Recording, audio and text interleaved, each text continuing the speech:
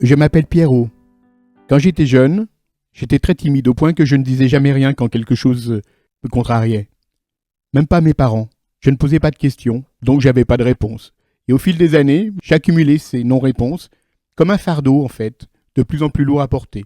L'adolescence fut compliquée, surtout les filles. Alors ça m'a créé beaucoup de stress, beaucoup de frustration. Je me suis mis à penser que je ne devais pas être comme les autres. J'ai commencé à ne plus m'aimer en fait. J'ai commencé à me faire du mal. À 18 ans, mes parents sont partis pour des raisons professionnelles vivre ailleurs. J'ai découvert les joies de la colocation avec des copains, l'insouciance de la jeunesse, le rock, l'alcool, d'autres drogues.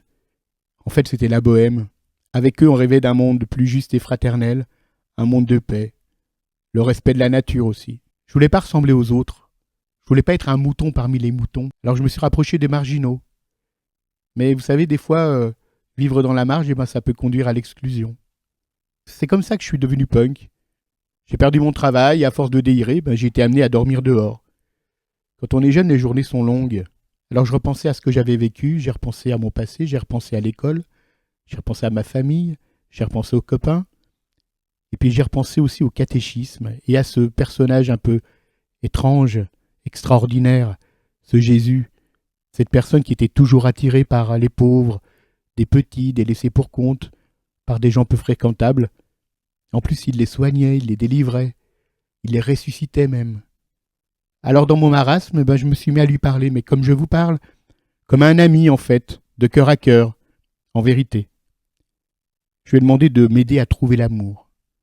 Et j'allais être exaucé. Bien sûr, ça s'est pas fait en un claquement de doigts, mais la vie m'a proposé des rencontres et suggéré des choix en fait. Moi qui étais tout timide, qui osais jamais rien faire, j'ai osé dire oui. J'ai osé aller de l'avant. Petit à petit, j'expérimentais ce chemin d'espérance. Parce que l'espérance, c'est pas quelque chose qui va arriver demain. L'espérance, ça se vit dès nos aujourd'hui, ici et maintenant. Je me suis rapproché de mes parents, j'ai trouvé du travail à Paris. Mon patron me loue un appartement pour l'équivalent de 150 €. Enfin, c'est incroyable. Puis j'ai commencé à faire des chansons. J'ai rencontré un jour celle qui allait devenir ma femme, Géraldine. Pendant presque 15 ans, elle allait partager ma vie.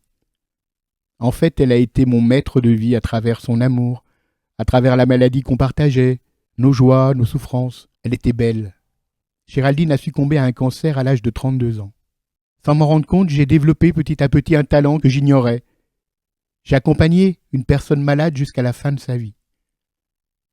Mes relations avec le bon Dieu étaient devenues quotidiennes. Géraldine posait son cœur contre moi et moi contre celui de Jésus. Ce Dieu qui sauve. Mais ce n'est pas un Dieu qui sauve comme nous le comprenons. Jésus, il nous sauve en nous aidant à faire germer les graines d'amour que nous portons tous au fond de nos âmes. De nos âmes naît l'amour. Et il est donné à tout le monde. Aujourd'hui, je suis bénévole au Secours catholique. Et très souvent, je vais témoigner de mon chemin de vie dans des établissements scolaires où je me rends compte que notre belle histoire d'amour avec Géraldine touche encore les cœurs aujourd'hui.